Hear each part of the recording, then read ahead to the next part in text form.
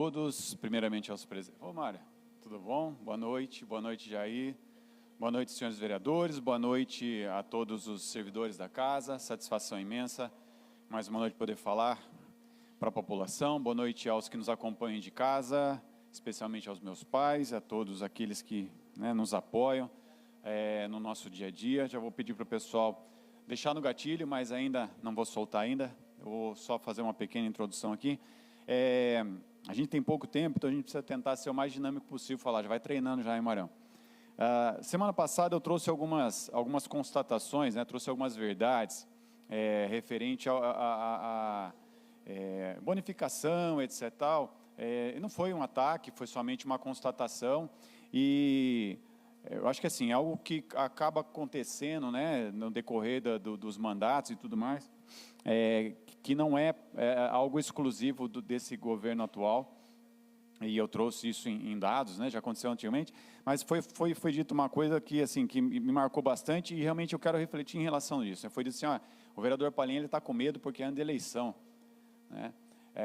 Assim, eu não, medo de verdade é zero, mas preocupação bastante preocupação. Primeiro pelo cenário que tem se desenhado, muitas incertezas ainda, que, querendo ou não, acabam mexendo com quem é candidato, com quem é pré-candidato, e a gente fica meio assim, refletindo. Segundo, é óbvio, eu quero saber quem é que vai me representar aqui na Câmara, no ano que vem. Se a gente vai ter renovação, se a gente vai ter mais do mesmo, se a gente vai ter novas pessoas que vão vir falar por nós aqui, nos representar e não como nossos funcionários. Eu nunca tratei vereador nenhum como funcionário, nossos representantes, aqueles que falam por nós e lutam as nossas lutas, travam as nossas batalhas. Mas eu tenho também essa preocupação por causa de políticos de ocasião. Político que passa 4 anos hibernando, daí na época da eleição ele aparece. E daí, obviamente, vem trazendo, querendo movimentar, querendo aparecer em audiência, querendo fazer graça, e depois aparece. Tem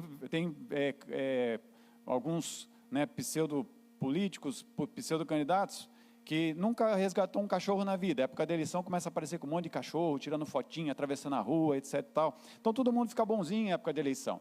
Mas é preciso pegar o histórico, e ver quem realmente é a pessoa, o que realmente a pessoa faz. É importante a fala do vereador Sargento Laudo, qual que é realmente a função do vereador, porque tem muito vereador que entra aqui sem saber qual que é a função dele. E é uma realidade do Brasil. É triste, é uma pena, mas é verdade. Mas assim, o que me traz um pouco de alento, vereador Silvio?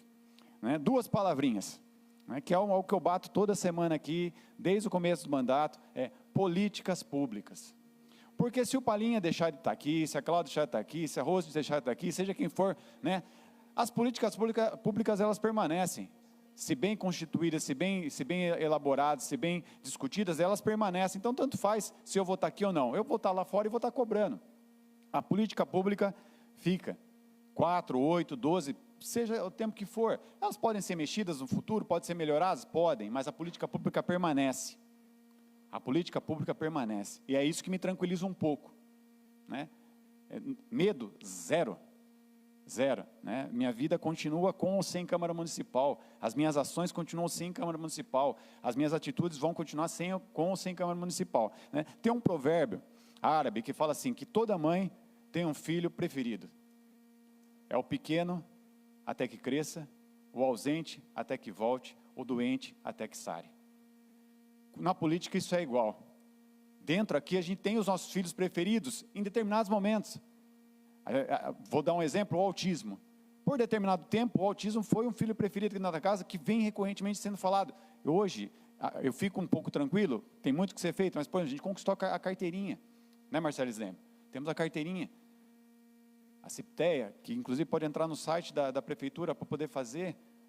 O Sargento Laudo acabou de falar da Bolsa Atleta, é política pública, independe de Sargento Laudo, independe de Pardini, a política pública vai continuar, não sei que o próximo prefeito vem aqui e fala assim, não quero mais, caso contrário vai continuar, já está criada e vai continuar, política pública. Os jovens, o primeiro emprego, que foi a primeira lei aprovada aqui nessa Câmara, em 2021, ela vai permanecer independente de Marcelo Slem aqui ou não, porque é política pública. A causa animal, a mesma coisa. Eu vou pedir, inclusive, que o pessoal solte algumas imagens. Eu recebi um convite, eu faço parte da coordenação da UVESP, que é a União dos Vereadores do Estado de São Paulo, da UVESP, a UVESP Animal, e fui convidado a palestrar nesse evento, que é o Conexidades, e falar um pouquinho de práticas, boas práticas, referentes à causa animal, né? Podemos debater com diversos vereadores, prefeitos, ativistas, deputados e a população em geral, né? Porque, assim, tem uma coisa que se fala bastante hoje em dia, mas a gente não tem aplicado, né? O Silvio fala bastante isso também, né? A gente tem que pensar global, mas tem que agir local. Não dá para viver numa ilha. A gente tem aqui em Botucatu mesmo uma região que carece muito, muito mais que Botucatu, de ações da causa animal. A gente fica preocupado? Claro, a Erika e eu, a gente fica, cada vez que acontece alguma coisa, a gente fica doido. A gente teve licitação de castração esses dias. Teve uma empresa vencedora, e na hora que aconteceu, eu já liguei, já fiz todos os contatos, queria saber um pouco mais de informação. A empresa já foi impugnada, porque não tem know-how para trabalhar aqui em Botucatu. Não tem know-how para trabalhar aqui em Botucatu. Foi impugnada, recorreu, né, mas eu tenho certeza, porque são muitos tópicos que ela precisa atingir, que ela precisa alcançar para poder trabalhar aqui em Botucatu, né? E para acalmar e tranquilizar o coração daqueles que realmente trabalham e conhecem a causa animal. Encerrou-se essa licitação, uma para gato, outra para cachorro, mas vai abrir uma nova licitação exclusivamente para clínicas aqui de Botucatu também. Está tudo caminhando. Política pública.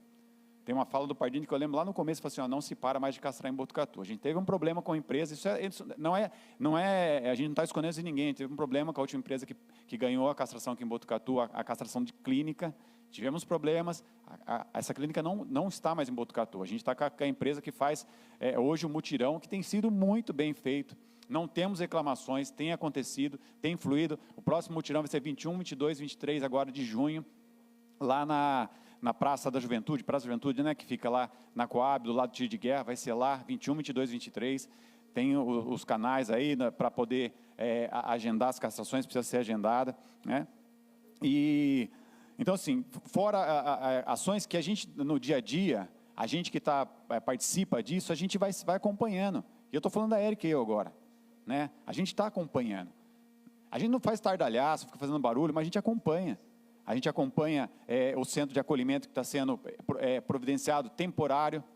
A gente acompanha o centro que vai sair, e esse vai ser permanente, temporário para os cães, mas permanente para Botucatu, que vai ser construído lá na área do Canil Municipal. A gente acompanha o processo de renovação do Canil Municipal, a gente tem acompanhado as necessidades, inclusive quem tiver em casa uma mantinha, uma roupinha de cachorro que não use mais e quiser doar o Canil Municipal, época de frio, pode levar lá, vai ser muito bem aceito. A gente teve feirinha de adoção esses dias atrás do Departamento de Produção Animal, então a gente tem evoluído. Tanto tem evoluído que isso é prova disso. Estava representando Botucatu, não estava como palhinha lá, representando Botucatu, representando a causa animal de Botucatu. Então é importante, né, que a gente entenda assim, que é um trabalho que tem que ser construído, Mário. Não dá para contar uma história hoje e todo mundo vai acreditar. É uma história que tem que ser construída, e a história tem sido construída. Pode até tirar o vídeo, né? Só queria mostrar para falar que se a gente está agindo, e assim, a gente quer, eu particularmente, né? Assim, a luta nossa é por Botucatu, e vai continuar sendo, né, Erika? Por Botucatu, para fazer de Botucatu referência, e tem que ser, Botucatu tem que ser referência. Botucatu tem que ser referência. Na nossa região, Botucatu tem que ser referência em tudo, e na causa animal também, né? E é uma bandeira que a gente defende. Só que a gente não pode esquecer quem está à nossa volta. Porque se a gente fizer de Botucatu o lugar melhor do mundo, se o entorno não estiver legal, né? É igual assim, você pinta a casa, mas se o quintal estiver sujo, a calçada estiver cheia de grama, você não vive bem. Você tem que trabalhar um todo. Então, a gente tem que apoiar a Pardini, tem que apoiar a Bofete, tem que apoiar... E por isso que eu trabalho muito no tema da regionalização da causa animal. Tenho falado muito sobre isso, eu conversei com a Natália Rezende, secretária de Meio Ambiente do Estado de São Paulo. Vou continuar batendo essa tecla. Quero ter a oportunidade de expressar de novo essa minha opinião. E só para encerrar a minha fala. Medo, eu tenho de 3 coisas. Decepcionar meus pais, decepcionar as pessoas que confiam em mim e decepcionar principalmente a Deus. Que esse é meu modo de vida. Porque a gente vai passar, mas as políticas públicas vão permanecer. Para quem pratica política pública de verdade. Para quem não, vai ficar 4 anos só falando bobagem aqui, tá bom? Deus abençoe a todos, paz e bem.